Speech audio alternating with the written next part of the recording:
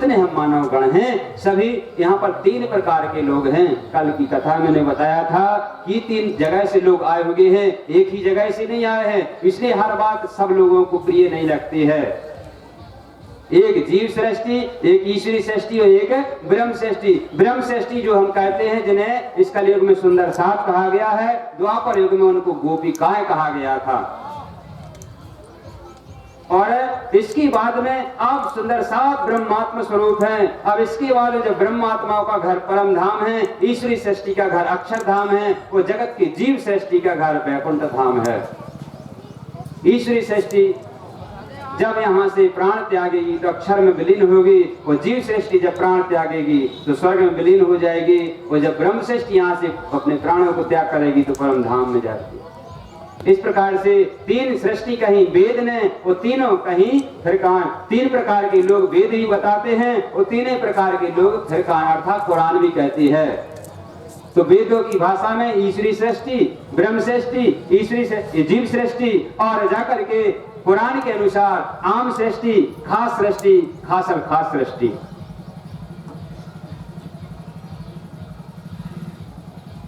तो 3 सृष्टि कहीं वेद ने, तीनों कहीं फिरकान और तीनों के जुदे जुदे मकान।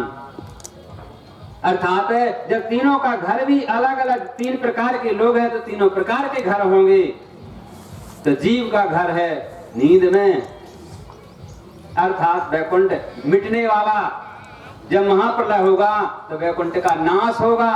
भागवत में लिखा है कि 5 तत्व 3 गुण 14 लोगों का नाश होता है, और वैकुंठ धाम जो है वो 14 लोगों के अंतर्गत ही आता है। इस प्रकार से स्वर्ग आदि सभी नाश हो जाएगा।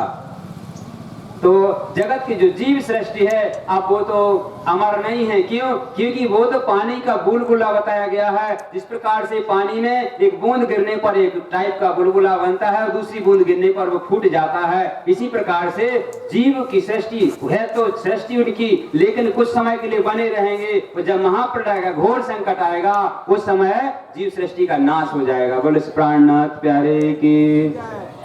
हाँ, हमारे बीच में सम्मानीय श्री कमल मास्टर जी, जिनने परमधाम पूर्णी आश्रम में अध्यक्षता का पद संभाला, वो हमारे बीच में उपस्थित हैं, उनका हम स्वागत करते हैं। और हमारे बीच में मिस्त्री जी भी आए होंगे, उनके साथ उनका भी स्वागत है। इस प्रकार से भैया जीव सृष्टि के काम भी मैंने कल बताए हुए थे। अब जीव सृष्टि का घर जो है वो कहाँ है? स्वर्ग आदि। और स्वर्ग के काम क्या है? स्वर्ग को पाने के लिए धर्म करना पड़ता है, स्वर्ग को पाने के लिए दान पुण्य करने पड़ते हैं, इसलिए न स्वर्ग मिलता है। इसलिए लोग स्वर्ग की कामना के लिए लोग धर्म करते हैं, किसी को भोजन खिला देते हैं, किसी को दान पुण्य करते हैं, कहते भैया इससे क्या होगा? मरने की बात स्वर्ग जे है। और आजकल तो अब एक महात्मा जी कथा सुना रहे थे, कहने लगे भैया आजकल तो सब लोग स्वर्ग ही स्वर्ग जा रहे हैं। जब हर प्राणी की मृत्यु होती है तो मृत्यु के पत्र पर क्या लिखते हैं अपन? फला फला का कहा होगा, कहाँ को वास होगा? स्वर्गवास होगा। भलो नम धर्म पुण्य करो, वो कर्म करे हो कि यदि स्वर्गवास। इस ज्ञान में जो स्वर्ग ही वास ये सैनिक की कक्का हम पता हो कि स्वर्ग ही वास गए थे। इस प्रकार से सारे लोग बस एक ही रखना लगाए हो कि स्वर्ग चाहे ऊपर काम करो हो स्वर्ग जैसो, चाहे न करो हो, लेकिन अमान्य सु कहने स्वर्गवास होगा। इस प्रकार से भैया ये जगत के जीवों का ये सांसारिक कार्य है, लेकिन ब्रह्म सृष्टियों का जो कार्य है वो तो स्वयं अपने नित्य लीला में मनमस्त रहते हैं। उनका तो काम एक ही है, सुख देऊं सुख ले सुखे जगाऊं साथ। अपने साथियों को सुख देना और सुख लेना, बस हमारा तो कार्य यही है। हमारे द्वारा किसी को कष्ट न हो जाए, हमारा तो धर्म यही है। हम ब्रह्मात्मा परमधाम में सबसे जी जी प्रणाम प्रणाम, राज राज पिया पिया आप महात्मा कहते हैं। हमारे यदि किसी को टच हो जाए तो वहाँ पर हाथ जोड़ के कहते हैं आपको कष्ट होने हो गया, हमारे आपके यहाँ पाँव लग गया, हाथ लग गया, सिर लग गया, कुछ भी आपसे टच हो गया तो वहाँ पर हम माफी क्षमा मांगते हैं। लेकिन यहाँ तो कहते हो माना तो नाम एक बढ़ता हो, इस प्रकार से यहाँ के भाव हैं, लेकिन हमारे सांसारिक भाव ऐसे हैं। परम धाम के हमारे भाव कैसे हैं? नम्रता है। परम धाम में हर चीज में नम्राई है। हर चीज में जो भी चीज, वहाँ के वृक्ष भी है, कांटे भी हैं, तो वहाँ के नम्रता से भरे हुए हैं। सब में नरमाई है, सब में इश्क है, अने सब में प्रेम है। वहाँ की झाड़ियाँ भी प्रेम करती हैं, वहाँ के पहाड़ भी प्रेम करते हैं। यदि वहाँ के पहाड़ों से भी आप टच हो जाओ तो वहाँ के पहाड़ से आपको खून नहीं निकलेगा। नरमाई से भरे पड़े हैं और जी करते सब में प्राणधारी हैं, सामुख बोलते हैं। परम धाम की जगह जगह वस्तु में प्राण है, चेतना है, इसलिए वो चेतन धाम है। तो ये जड़क धाम बताया गया है। संसार क्या है? जड़क अर्थात प्राणहीन है। यहाँ पर किसी वस्तु में प्राण नहीं है, हर वस्तु जड़ है, मृत है। हमें देखने में लगता है कि सब में प्राण है, लेकिन प्राण है नहीं। प्राण तुम्हें में बस हो नहीं है कहूं। इस प्रकार से भैया जाकर के श्री जी साहब जी ने कहा कि हम सब ब्रह्मात्मा पर्दे के माध्यम से संसार रचित ब्रह्मांड को देख रहे हैं, इसलिए इसका अनुभव हम सभी कर पा रहे हैं। अब हम सबको परम धाम में जागृत होने का एक ही उपाय है जो हमने बताया है कि निषिद्ध निग्रहियो प्रेम सो श्री जुगल स्वरूप के चरण निर्मल होना या ही सो और धाम वर्णन इन विधि नरक से छूटियो और उपाय कोई ना है। भजन बिना सब नरक है, पच पच मर हो मान। एक आत्म धनी पहचानियो निर्मल यही उपाय। श्री महामती कहे समझ धनी को ग्रहियो सो प्रेम पार।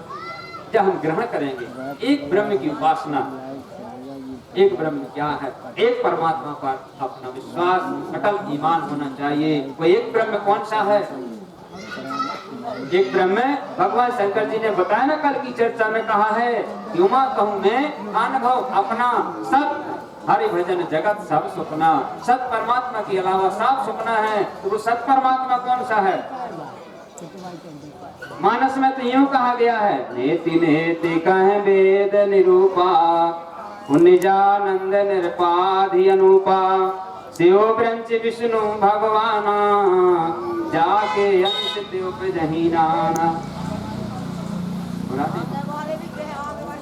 अक्षर ब्रह्म के माध्यम से अनंत कोटि शिव, अनंत कोटि विष्णु, अनंत कोटि ब्रह्मा बन करके पल में क्षण होते।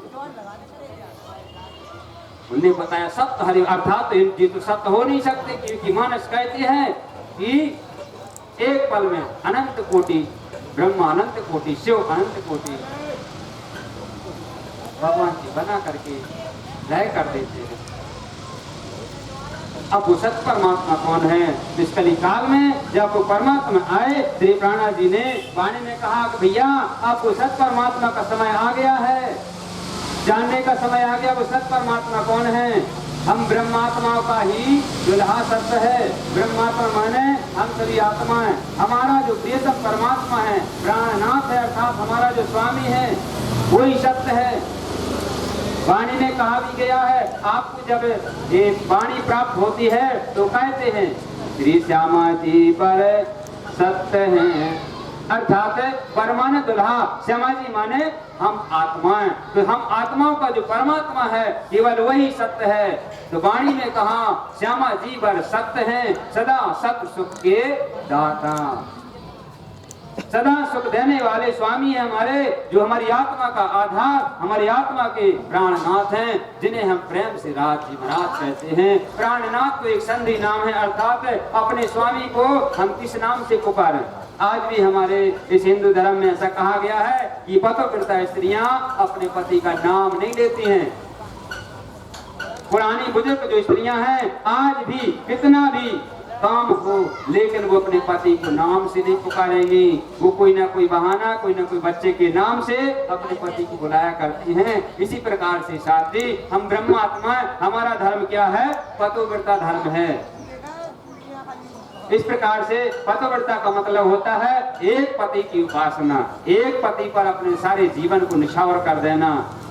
इस प्रकार से हम ब्रह्मात्मा एक परमात्मा की उपासना करते हैं, इसलिए हम सभी पतिव्रता हैं। और पतिव्रता होने के नाते से हमारा स्वामी अक्षरातीत श्री प्राणनाथ के नाम से उन्हें पुकारते हैं, कहते हैं, उनका नाम नहीं लेते हैं, उन्हें हम प्रेम से प्राणनाथ कहते हैं। हे स्वामी, प्राणनाथ क्या है कि मेरे स्वामी, प्राण में हूँ, नाथ स्वामी, अर्थात हे प्राणनाथ, हे मेरे स्वामी। उनका नाम नहीं है प्राणनाथ, उन्हें हम चंडी नाम से पुकारते हैं, प्रेम से कहते हैं स्वामी, स्वामी हो प्राणनाथ, मेरे प्राणों के रक्षक हो, स्वामी हो।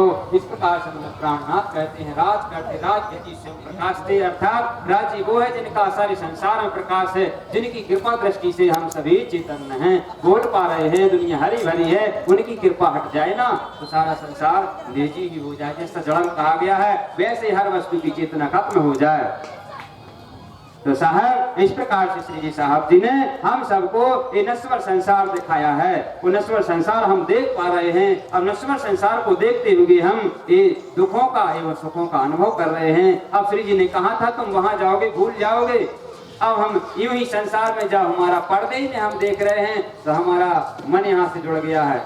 अब अंदाज करो, रोज को तुम टीवी को सीरियल देखत रहियो, और जैसे सीरियल आ तुम एक तलब सी लग जाओ, तलब सी लगे तो चटक चालू करो, बीच में कोनो डिस्टर्ब कर दे तो टेंशन बनने लगती है यार। ऐसे अब तुम्हारा इतने जन्म से लगा करके तुम सांसारिक ये लीला देख रहे थे पर्दे में। अब श्री जी साहब जी ने गुरु संत कोई भेजे, सुंदर साथ भेजे, वो कहने लगे भैया जो चटक बंद करो, जो सीरियल नहीं देखे तो तुम कहा जी आ गए अज्ञानी हो गए प्राणनाथ चाहे की इन्हें क्यों जो सीरियल बंद कर दो, हमें तो जो नाटक देखना है तो वो जी आ गए अपनी रामलीला कर। इस प्रकार से भैया ये हमारी दशा हो गई है कि हम सीरियल को, पर्दे वाली लीला को हटाना ही नहीं चाहते हैं। हम सभी पर्दे की लीला देख रहे हैं। अब पर्दे को हटाओ, पर्दे की लीला बंद करो, अब निज लीला में हमें शामिल होना होगा। इस प्रकार श्री जी साहब जी कहते साहेब मेरा चलते मेरी सकल सैया अंग मां है, जो काम न आए आत्मा के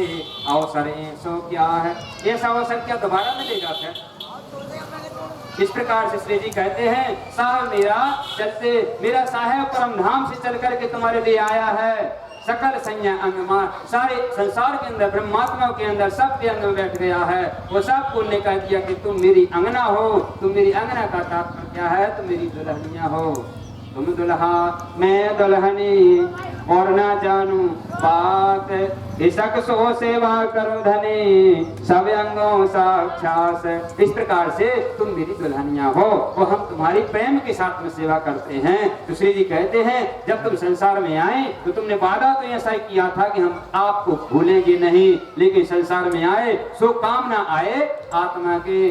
तुमने आत्मा की बात को नहीं माना। परम धाम में हमने आपको रोका था, लेकिन वहाँ आत्माओं तुमने हमारी बात को टाल दिया था। कहा था हम वहाँ भूलेंगे नहीं। हम वहाँ कितने सारे लोग हैं परम धाम में, ब्रह्मात्माएं 12,000 है कुल मिलावा की आत्माएं। वो 12,000 आत्माओं ने एक साथ कहा था हे धनी मुझे संसार दिखाओ। तब श्री जी ने कहा था कि हे आत्माओं तुम संसार में जब देखोगे तो हमें भूल जाओगे, अपने धाम को भूल जाओगे, निज स्वरूप को भूल जाओगे। निज अर्थात तुम अपने ही तन को भूल जाओगे।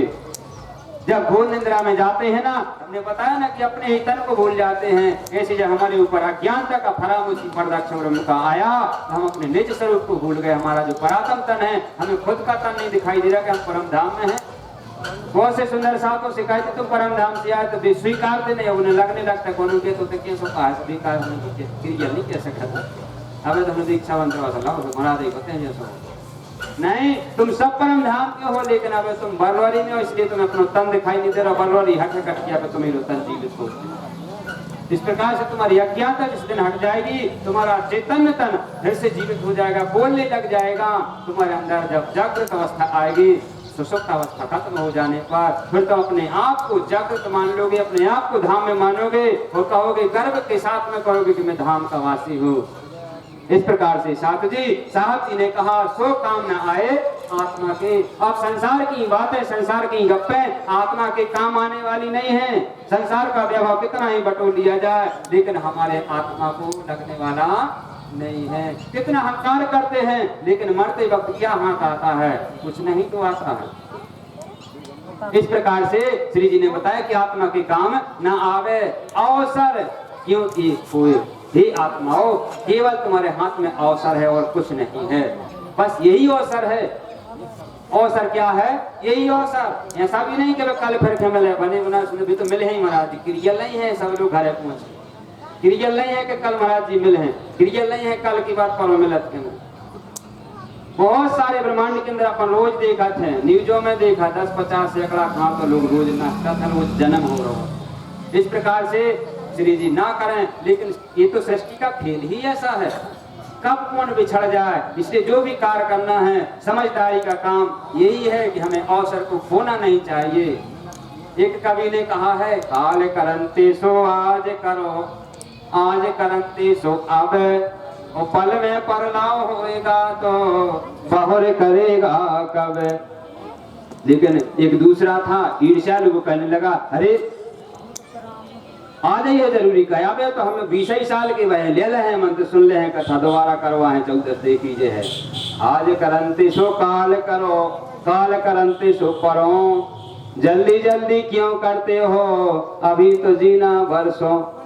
अभी तो बहुत जी ने हमें 100 साल लो जीने, महाराज तुम काय होता है कि आधे सब जने बन जा। क्रियल है कहो कहने वाले, कज्जक की बोलती बंद हो गई है। जब प्राण जाने लग जाते उस दिन कहते महाराज जी की बात मान ली होती, श्वास गिन गिन के मिली है तुझको, वृथा खोने के काबिल नहीं है। हमें जो श्वास मिली है गिन करके मिली है, वो इसको हम एक क्षण भी यदि हम गवा रहे हैं तो भूल हमारी ही है। एक एक पल का हिसाब है, वो हमारे पल यदि फालतू निकले जा रहे हैं तो समझ लेना चाहिए कि हमसे भूल हो रही है। श्री जी ने कहा, भैया हर श्वास तुम्हें गिन गिन के दी गई है, अब गिन करके जो चीज तुम्हें दी जाए तुम खर्च करो, गुरु को हिसाब न करो। वो एकदम जब जीवाई से बढ़ा जाए तो फिर कह रहे झक्का ही होगा, अब का बाजार कर लेते। तुमने कही हम कर ले हैं मंत्र, हो सका रात में तुम डिस्चार्ज हो जाता, फिर से ध्यान करता जरी लग जाए न करिए प्राणनाथ प्यारे की। इस प्रकार से भैया जो क्रियल है लगना ही है, तुम्हें हमें सबसे लगना है। इसे जो भी कार्य करना है तो कल नहीं आज कर लो, जो बोलना बताना आज ही कर लो, आज हमारे हाथ में है, कल किसी ने देखा नहीं है। कल तो सोच कहती है कि कल होगा होगा, लेकिन क्रियल नहीं है, सबका होगा। सबका अर्थात ब्रह्मांड के ऊपर बात हो रही है, ऐसा नहीं कितने ही लोगों में ब्रह्मांडिक बातें हैं ये तो, कि सबका नहीं कल होगा। श्री जी करें सभी को हो, लेकिन होने नहीं है।